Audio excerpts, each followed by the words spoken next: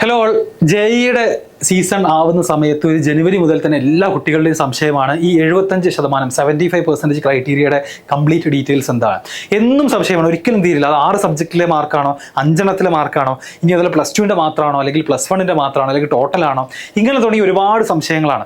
അപ്പോൾ അതിൻ്റെ കംപ്ലീറ്റ് ആയിട്ടുള്ള ഒതൻറ്റിക് ആയിട്ടുള്ള ഒഫീഷ്യൽ ആയിട്ടുള്ള ഇൻഫർമേഷനാണ് ഞാൻ ഈ വീഡിയോയിൽ പറയുന്നത്. മുഴുവനായിട്ടും കാണുക. നമ്മുടെ ജോസയുടെ കൗൺസിലിംഗുമായി ബന്ധപ്പെട്ടുള്ള ബിസിനസ് റൂൾസ് എന്ന് പറയുന്ന PDF പുറത്തു വന്നിട്ടുണ്ട്.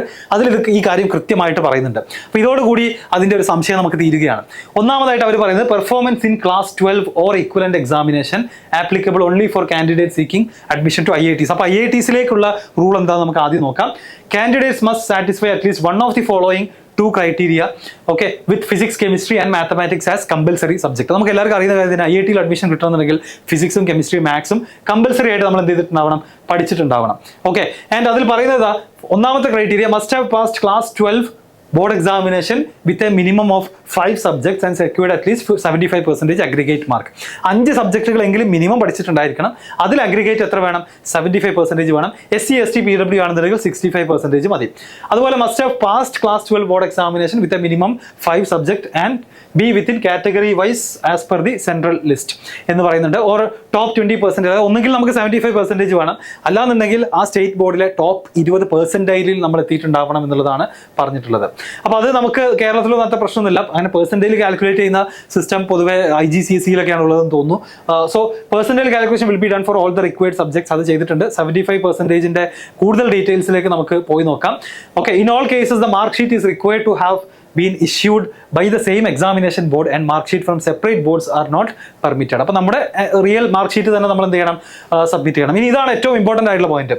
Marks scored in the following 5 subjects will be considered four calculating aggregate mark and the cut off four fulfilling the top 20% criteria. അപ്പോൾ നിങ്ങൾ നോക്കുകയാണെന്നുണ്ടെങ്കിൽ ഫിസിക്സ്, കെമിസ്ട്രി, അതുപോലെ തന്നെ മാത്തമാറ്റിക്സ്, പിന്നെ ഒരു language. If the candidate has taken more than 1 language then language with the higher mark will be considered.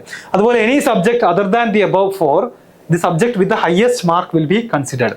അപ്പോൾ ചുരുക്കി പറഞ്ഞാൽ ഇവിടെ പറയുന്നത് എന്താണെന്ന് വെച്ച് കഴിഞ്ഞാൽ, അതായത് അഗ്രിഗേറ്റ് കാൽക്കുലേറ്റ് അഗ്രിഗേറ്റ് മാർക്കാണ് നമ്മുടെ 75% ക്രൈറ്റീരിയ. അതല്ലാന്നുണ്ടെങ്കിൽ പെർസെൻറ്റൈൽ എന്ന് പറയുന്ന രണ്ടിനും കണ്ടോ, അഗ്രിഗേറ്റ് മാർക്ക് കാൽക്കുലേറ്റ് ചെയ്യണം. അതുപോലെ തന്നെ ടോപ്പ് 20% ആണെങ്കിലും ഈ 5 മാത്രമാണ് അവർ സെലക്ട് ചെയ്യുക. അപ്പോൾ ടോപ്പ് 5 ആണ് ബേസിക്കലി. അതിൽ ഫിസിക്സും കെമിസ്ട്രി മാത്സും നിർബന്ധമാണ്. പിന്നെ നമ്മുടെ ഏതെങ്കിലും ബാക്കിയുള്ള 3 ബെസ്റ്റ് 2 എടുക്കണം. ഒരു ലാംഗ്വേജ് എന്തായാലും എടുക്കും. ഓക്കെ, ഒരു ലാംഗ്വേജ് എന്തായാലും കൺസിഡർ ചെയ്യും. അത് നിങ്ങളുടെ 2 ലാംഗ്വേജ് ഉണ്ടെങ്കിൽ അത് ഏതാ നല്ല മാർക്ക് അതാണ് കൺസിഡർ ചെയ്യുക. ഓക്കെ, ഇംഗ്ലീഷ് ആണെന്ന് പ്രത്യേകിച്ച് പറയുന്നില്ല. ഇനി അതുപോലെ തന്നെ അടുത്ത സബ്ജക്റ്റും ഏതാണോ ബാക്കിയുള്ള 2 അല്ലെങ്കിൽ ആകെ 5 ഉള്ളൂ എന്നുണ്ടെങ്കിൽ ആ 5 മാർക്കാണ്. 6 ഉണ്ടെങ്കിൽ ബേസിക്കലി ബെസ്റ്റ് 5 ആണ് എന്ത് ചെയ്യുക, കൺസിഡർ ചെയ്യുക എന്നുള്ളത് മനസ്സിലാക്കുക. അപ്പോൾ ഇതാണ് IITയിലേക്കുള്ള റൂൾ എന്ന് വളരെ കൃത്യമായിട്ട് പറയുന്നുണ്ട്. So for the calculation of total mark of 5 subject, if the mark awarded in a subject is not out of 100, ഇനി 100 അല്ല എന്നുണ്ടെങ്കിൽ അതിനെന്ത് ചെയ്യും, ഈ പറയുന്ന 100%ലേക്ക് കൺവേർട്ട് ചെയ്യും. അപ്പോൾ ഈ പറയുന്ന 100ൽ നമ്മുടെ കേരള സ്റ്റേറ്റ് സിലബസോ CBSE ഒക്കെ എടുക്കുകയാണെങ്കിൽ ഇതിൽ പറയുന്ന ലാബിൻ്റെ മാർക്ക് എല്ലാം അതിൽ ഇൻക്ലൂഡഡ് ആണ്.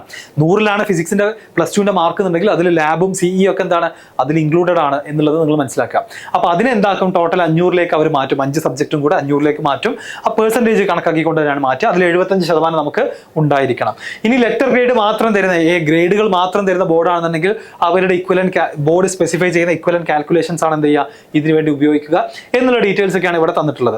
അതുപോലെ തന്നെ for a candidate who appeared in class 12 board examination for the first time in 2024, കഴിഞ്ഞ വർഷം +2 എഴുതി and reappeared in all subjects in 2025, ഇംപ്രൂവ്മെന്റിനൊക്കെ വേണ്ടിയിട്ട് വീണ്ടും മുഴുവൻ എഴുതി തന്നെ വിചാരിക്കാം. ബെസ്റ്റ് ഓഫ് 2 ആണ് എടുക്കുക. ആരെങ്കിലും കഴിഞ്ഞ വർഷത്തെ റിപ്പീറ്റേഴ്സ് ഒക്കെ ഉണ്ടെന്നുണ്ടെങ്കിൽ ഈ വർഷം നിങ്ങൾ ഇംപ്രൂവ്മെന്റ് എക്സാം എഴുതി റിസൾട്ട് വന്നിട്ടുണ്ടെങ്കിൽ ആ ഇംപ്രൂവ്ഡ് ആയിട്ടുള്ള ബെസ്റ്റ് ആയിട്ടുള്ള റിസൾട്ട് ആണ് എന്ത് ചെയ്യുക, കൺസിഡർ ചെയ്യുക എന്നുള്ളത് കൂടെ ഇതിൽ എന്ത് ചെയ്തിട്ടുണ്ട്, മെൻഷൻ ചെയ്തിട്ടുണ്ട്. അപ്പോൾ ഇത് കണ്ടാൽ തന്നെ നമുക്ക് ഏകദേശം IITയിലേക്കുള്ള അഡ്മിഷന്റെ കാര്യത്തിൽ ബാക്കി ഒരുപാട് ഡീറ്റെയിൽസ് തന്നിട്ടുണ്ട്. പക്ഷെ നമുക്ക് വേണ്ടത് ഞാൻ എന്ത് ചെയ്തിട്ടുണ്ട്, എക്സ്പ്ലെയിൻ ചെയ്തിട്ടുണ്ട്. ഇനി നമ്മൾ മുന്നോട്ട് പോകുകയാണെന്നുണ്ടെങ്കിൽ നമ്മുടെ NIT സിസ്റ്റത്തിന്റെ നമുക്ക് ഇതേ PDF-ൽ തന്നെ ആക്ച്വലി എന്ത് ചെയ്യാം, കാണാം. ഓക്കെ, സോ NITയിലേക്കുള്ള അഡ്മിഷൻ നോക്കുന്ന ആളുകൾക്കാണ് അടുത്ത പ്രശ്നം. അപ്പോൾ IIT ക്ലിയർ ആയി.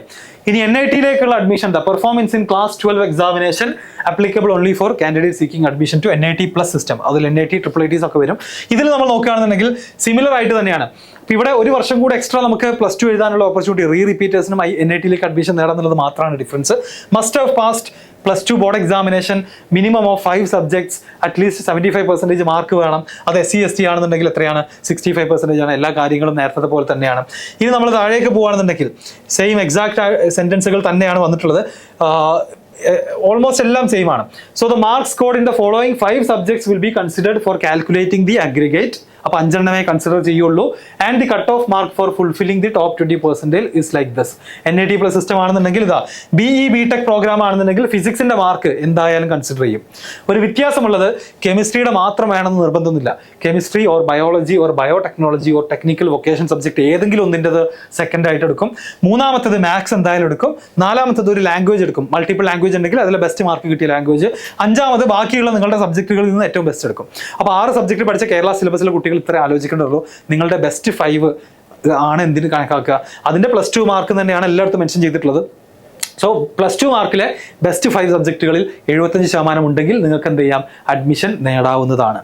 ഇനി ബി പ്ലാൻ പോലുള്ള പ്രോഗ്രാം ആണെന്നുണ്ടെങ്കിൽ, ബാച്ചിലർ ഓഫ് പ്ലാനിംഗ് ഒക്കെ ആണെന്നുണ്ടെങ്കിൽ ഇതാ ഇവിടെ കൊടുത്തിട്ടുണ്ട്, മാത്സ് ആണ് എടുക്കുക.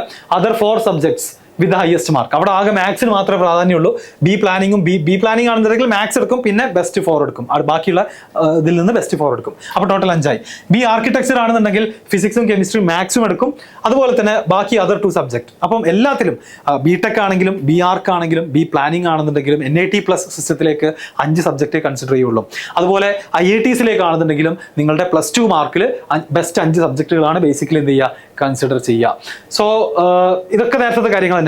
അത് 100-അല്ലാന്നുണ്ടെങ്കിൽ പെർസെൻറ്റേജിലേക്ക് മാറ്റും എന്നുള്ള കാര്യങ്ങളൊക്കെ തന്നെയാണ്. അപ്പോൾ ഇതോടുകൂടി നമ്മുടെ 75%ന്റെ ആ ഒരു ക്രൈറ്റീരിയ പ്രശ്നം തീർന്നു എന്ന് തന്നെ പ്രതീക്ഷിക്കാം. ഡൗട്ടുകളൊക്കെ തീർന്നു എന്ന് വിചാരിക്കാം. ഇനിയും എന്തെങ്കിലും സംശയങ്ങൾ ബാക്കിയുണ്ടെങ്കിൽ നിങ്ങൾക്ക് ചോദിക്കാം.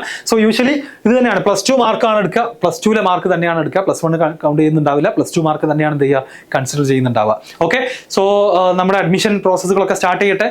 നിങ്ങൾ അതിനുള്ള ജോസ കൗൺസിലിംഗിന്റെ ഡേറ്റുകളൊക്കെ വന്നിട്ടുണ്ട്. വീഡിയോസും മറ്റു കാര്യങ്ങളൊക്കെ നമ്മുടെ ചാനലിൽ അവൈലബിൾ ആണ്. സബ്സ്ക്രൈബ് ചെയ്യുക. എന്ന് മാത്രമല്ല നന്നായിട്ട് പ്ലാൻ ചെയ്യുക. ഏതൊക്കെ കോളേജുകളാണ് നിങ്ങൾക്ക് ഏറ്റവും സ്യൂട്ടബിൾ ആയിട്ടുണ്ടാവുക, അത് കീമും JEE എല്ലാം യൂസ് ചെയ്തിട്ട് ഏറ്റവും നല്ല സ്ഥാപനങ്ങളിൽ തന്നെ പോയി പഠിക്കാൻ വേണ്ടിയിട്ട് ശ്രമിക്കുക. All the best.